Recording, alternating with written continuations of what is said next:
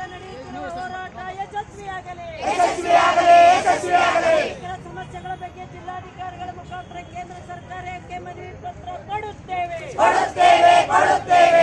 ದೇಶದ 27 ಲಕ್ಷ ಅಂಗನವಾಡಿಯರಿಗೆ ಗ್ರಾಚ್ಯುಟಿ ಜಾರಿಯಾಗಲೇಬೇಕು. 30 ವರ್ಷ ಸರ್ವಿಸ್ ಮಾಡಿದವರಿಗೆ ಎಲ್ಲರಿಗೂ ಗ್ರಾಚ್ಯುಟಿ ಜಾರಿಯಾಗಲೇಬೇಕು. 10 ವರ್ಷದಿಂದ